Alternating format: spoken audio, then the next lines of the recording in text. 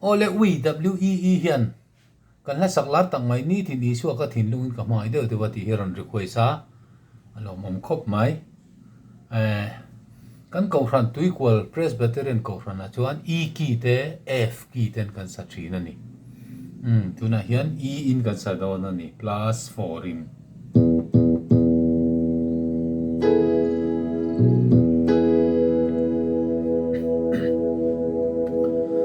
nitin Isua ka thinlungin ka hmangaih deuh dewa ama chuni eng ai po in na moi zo em a ama chukata na moi na ro pui bera lo ni nitin na mai lo moi deuh deuh se la ni a tren po kan tren hello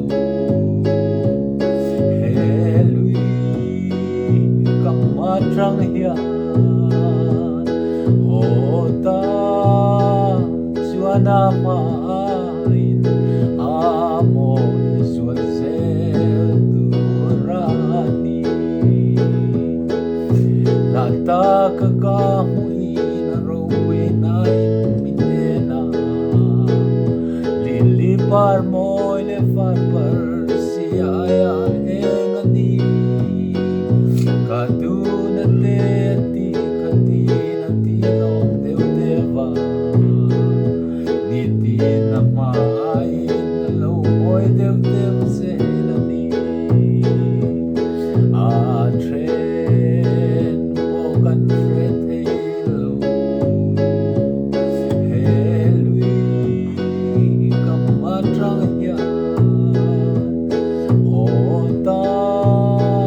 chuan ama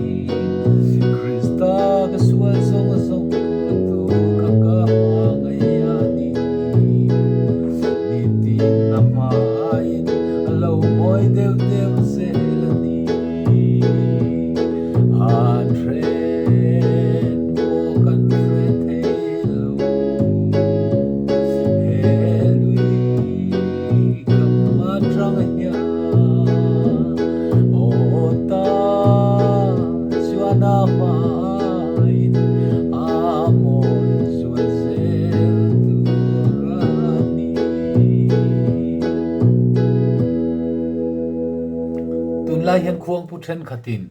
nitin Isua ka thinlungin ti hian chinga hei chu moi vak lo ka tia ke chuan va soi sel kha chu dik chuang lo ma sela athluk pa ngai chu nitin Isua ka thinlungin ti khani maya ka thinlungin han ti kha chu ai me chi lo deuh ka tia tin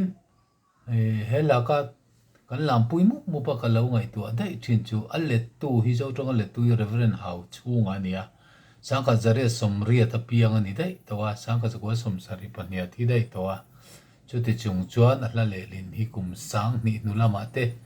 thalai te ko ran ho ten kan la lam pui mu mai nia kel kam lim na te ro pui em ma hi pastor hau chung hi anga tha om eti hi ka ngai tu thina ni tina phua tu rim poi pastor thawania helai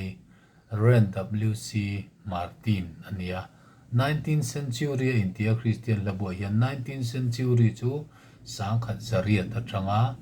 sangkhat zako inkar khania sangkhat zariat le ti vela piang tho ani ta ani tikani du tok phot mayang aron request tu kha ui ani